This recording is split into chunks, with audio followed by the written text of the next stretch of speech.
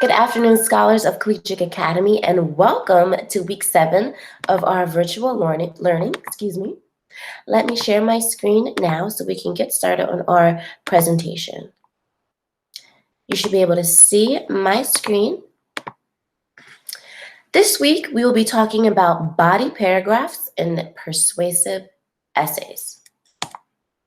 You should be able to say, by the end of this week, I can use my writing to persuade others by stating an opinion and provide reasons to back up my claim.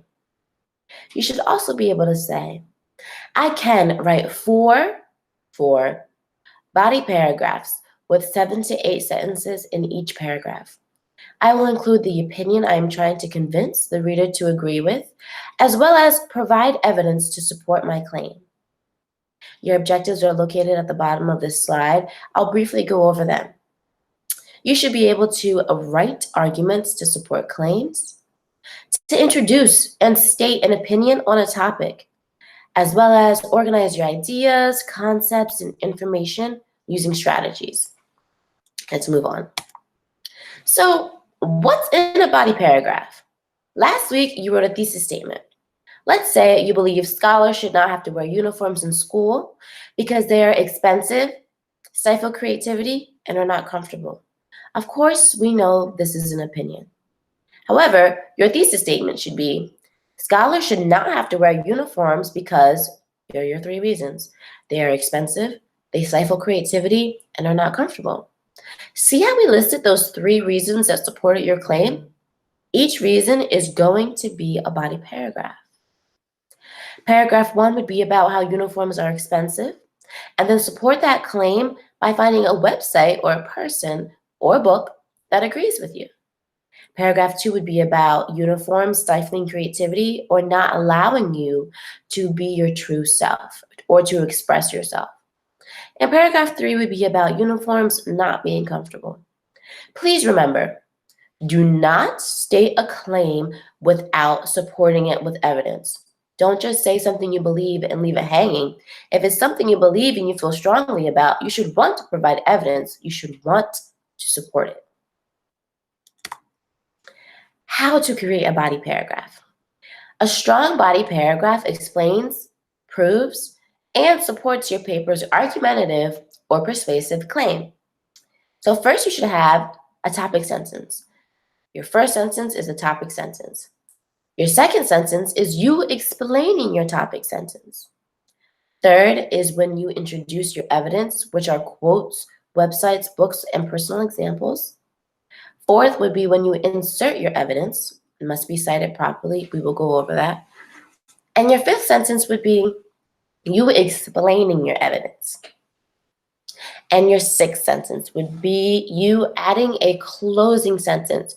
You don't just want to leave your sentences hanging. You want to wrap up your ideas. You want to wrap up your thoughts concisely. Moving on. So let's make sure this example adheres to the checklist. As you can see, I've color-coded this paragraph. The first sentence indicates the first topic sentence. So you can see green is number 1, yellow is number 2, lavender is number 3, and so on and so forth. So our topic sentence is, students should not have to wear uniforms because they are expensive.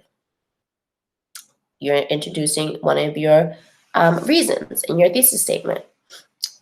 Uniforms can be costly to many communities. That's you explaining your topic sentence. You're elaborating or adding on to your initial thought. Introduce your evidence, lavender. It says the website. This is you saying where you get it from, where you got that information from. The website, Cost Helper Education, reports that. Insert your evidence is the quote. Your evidence is the direct quote from your book, from your website, from your personal example, or from a friend.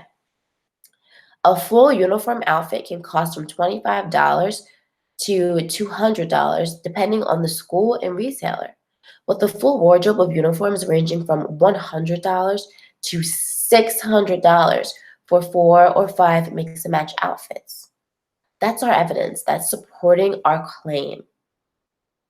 Let's look at number 5. Explain your evidence is the Yellow, a little darker yellow. This evidence proves my point. The cost of uniforms can be too much of a burden for families, especially if it's not necessary. This is you explaining the evidence that you found. And you could also add on as well. You can say how detrimental those numbers are that we just went over. And our last sentence in white, schools should not want to put a financial burden on families. Add a closing sentence. This is where you would wrap up all the sentences and all of your sources, all of your evidence in your topic sentence in one. This is one cohesive thought. Schools should not want to put a financial burden on families. That's the point. That's what you're getting at. So let's move on. Citing evidence from a website. Let's say you don't have a book, you don't have a friend. That's okay. You could just Google your topic for your persuasive essay and see what pops up. So let's say you do find an article. How are you going to quote that? Let's look at this example. In this article, what will staying in a hotel look like in the near future? Marty Hunter predicts what staying at a hotel will look like in the next coming months. She says there will be less communal access in hotels, so no buffets, no mini bars, and many of the high-touch elements of luxury, such as spa treatments and bellhop and ballet service, may be suspended, Anderson predicts. Guests will want keyless and contactless check-in and check-out and few personalized interactions. Obviously, life after COVID-19 will be very different. So you see how we introduced the article. In the article, what will staying in a hotel look like in the near future?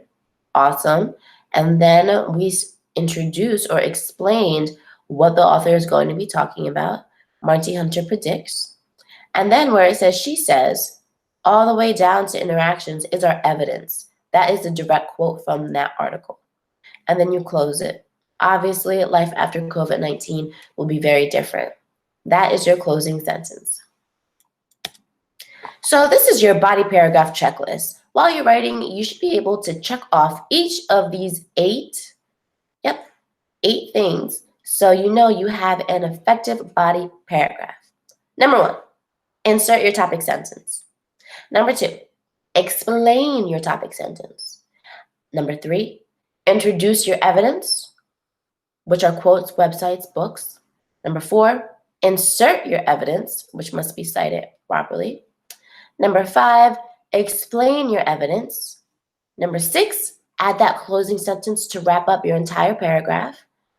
Number 7, you should have about 7 to 8 sentences, sentences, in each body paragraph. And number 8, let's say you should have about 6 sources at the end of your essay for each reason that you listed in your thesis statement, your reason 1, reason 2, reason 3. For each of those, you should have 2 sources that back up your claim. That's why we have the number 6. If there are questions about that, we can definitely talk it over during office hours. But let's move forward. Counter argument, our 5th body paragraph, or 4th body paragraph and 5th paragraph in the entire essay. Let's watch this YouTube video on what makes an effective counter argument. All right.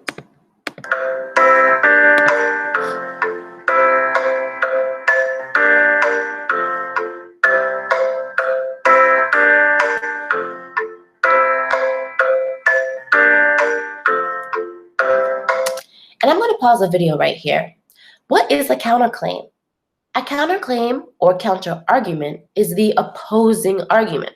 In other words, it is what you imagine the other side would say about your argument. So it's the exact opposite of what you believe.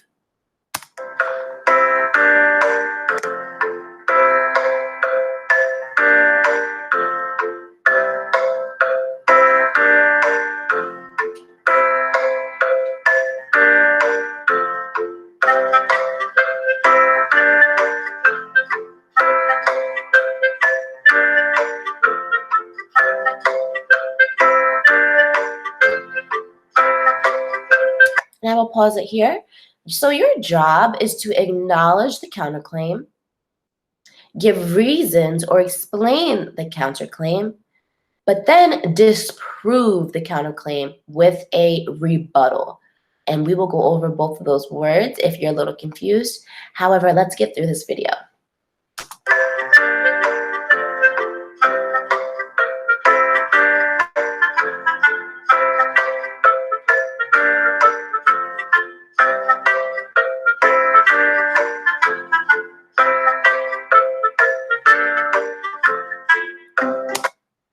Here, there are some great counter-argument starters.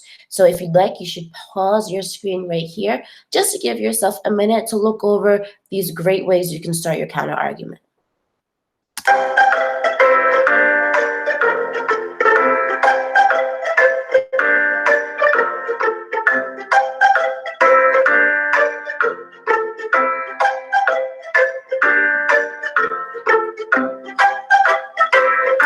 The rebuttal.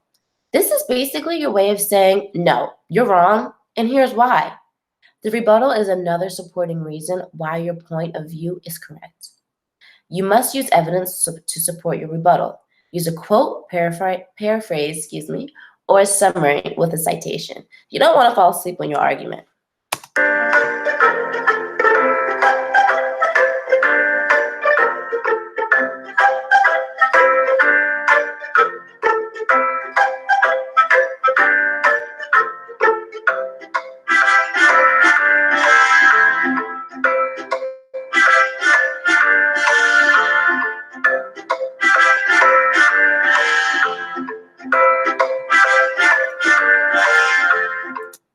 Awesome ways to compose or to write a rebuttal.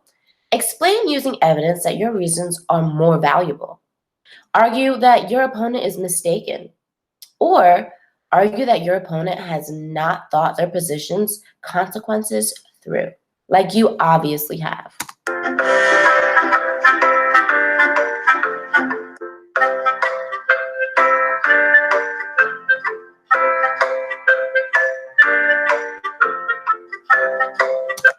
I will read this last slide and then we'll get back to our PowerPoint.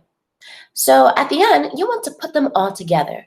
Your counterclaim, reasons and support for a counterclaim, and a rebuttal with citation. For example, there are those who claim that technology is making people less creative. They say that computers and cell phones make us lazy and we don't have to think or create for ourselves. However, according to Compute magazine, computers and cell phones offer multiple creative outlets. Using technology, one can design a web page, create art, write a short story, or even a novel. Compute 2015. So here we see that there was evidence given to support the claim and to support the rebuttal. So let's go back to our slide and talk this through.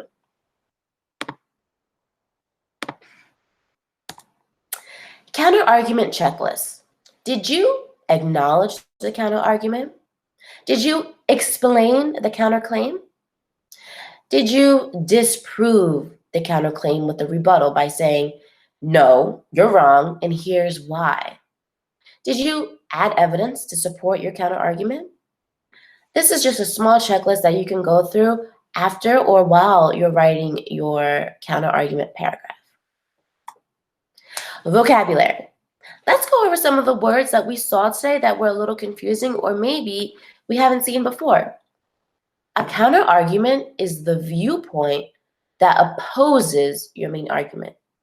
So this is actually the opposite of what your opinion is. Rebuttal. Another supporting reason why your point of view is correct. Basically saying you are wrong and here's why. Disprove means to prove wrong. That's what you're doing when you're writing your counter argument. Your works cited page. At the end of your essay, you will need to include a works cited page. We will talk about this in the upcoming weeks. Just remember to bookmark your websites and resources. You will need to cite them when you are working on your conclusion and works cited page. Review and next steps. So let's go over what we talked about today. Today, we learned how to write a body paragraph with 7 to 8 sentences. We know we have to write 3 body paragraphs We also learned how to include our opinions and support them with evidence to support our claims. Today, counterarguments were discussed too. We learned what aspects make an effective counterargument. You should have 3 body paragraphs and 1 counterargument paragraph. So 4 total body paragraphs. However, 3 are the reasons that were in your thesis, and your 4th body paragraph is your counterargument. Now it's time for you to get started. Start your 3 body paragraph and counterargument. Have a great day.